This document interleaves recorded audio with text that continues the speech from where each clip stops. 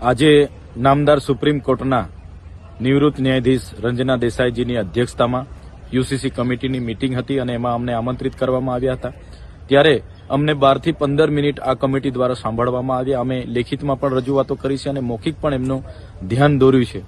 અમે ગુજરાતમાં વસતા આદિ અનાદિકાળથી આદિવાસી સમાજ જેમની પોતાની નીતિ નિયમો, પરંપરાઓ, રૂઢિઓ, પ્રથાઓ અલગ છે, જેમ કે દીકરા દીકરી ભાગી જાય એને પતિ પત્ની તરીકે સ્વીકારવામાં આવે, બાળકો પણ એ ધારણ કરી શકે, જેમને મન મેળાપ નહીં આવે એના છૂટાછેડા પણ પંચ બેસીને કરતું હોય છે, જેને દીકરી હોય દીકરો ના હોય એ ઉત્તરાધિકારી તરીકે દીકરીનો જમાઈ લાવીને પણ એને ઉત્તરાધિકારી તરીકે નક્કી કરતા હોય છે। ગોદ લેવાની વાત છે, વારસાઈ કરવાની વાત છે।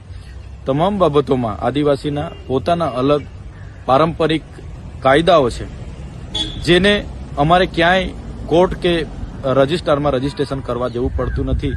તેવા કાયદાઓ પણ યુસીસી લાગુ થવાથી નષ્ટ થઈ જશે। સાથે સાથે જે વિધવા હોય, વિધુર હોય એને અમારો સમાજ પુનઃ લગ્ન કરવાની પરવાનગી આપે છે। સાથે બહુપત્નીત્વ, બહુપતિત્વ પણ છે।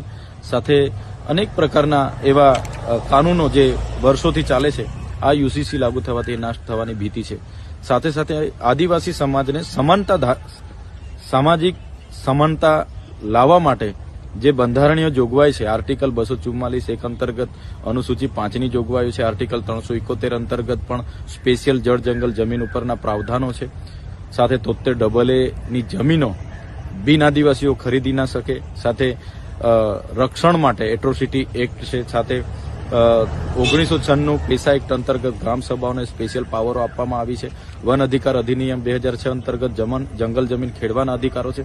યુસીસી લાગુ થવાથી તમામ કાયદાઓ નષ્ટ થશે એવી ચોક્કસ અમને ભીતિ સેવાઈ રહી છે। ત્યારે યુસીસી લાગુ થાય એમાં આદિવાસી સમાજને સંપૂર્ણપણે બાકાત રાખવામાં આવે એવી અમારી માંગણી છે અને જલ્દ સે જલ્દ એની લેખિતમાં આદિવાસી સમાજને આપવામાં આવે એવી અમે આજે માંગણી કરી છે। સાથે સાથે યુસીસી અમલવારી ગુજરાતમાં થવા જઈ રહી છે, ત્યારે આ કમિટી તમામ જિલ્લાઓમાં જાય, તમામ પક્ષના નેતાઓ, એમપી, એમએલએ, સંગઠનના લોકો, ધર્મના લોકો અને તમામ જ્ઞાતિના લોકો, મુખીઓ, એનજીઓના અભિપ્રાયો લેવામાં આવે બાદ જ ગુજરાતમાં યુસીસી લાગુ કરવામાં આવે એવું અમે સ્પષ્ટ માનીએ છીએ। આજે આપણે સમાન નાગરિક સંહિતાની વાત કરીએ છીએ, પણ આઝાદીના 78 વર્ષ બાદ પણ આજે આદિવાસીની જેટલી આબાદી છે એટલી હિસ્સેદારી નથી। એટલા માટે આદિવાસીઓને આમાંથી બાકાત રાખવામાં આવે એવી અમે સ્પષ્ટ માંગણી કરી છે અને આ કમિટી દ્વારા એની નોંધ પણ લેવામાં આવી છે અને જ્યાં પણ જરૂર લાગશે અમે ફરીવાર પણ રજૂઆત કરવા ત્યાં પહોંચીશું। અને જો આદિવાસીઓને આ યુસીસીમાં સમાવેશ કરવામાં આવશે તો સ્પષ્ટપણે અમે કહીએ છીએ આવનારા દિવસોમાં સડકથી લઈને સદન સુધી અમારે લડવું પડશે, તો અમે આ યુસીસીના વિરોધમાં ઉતરીશું।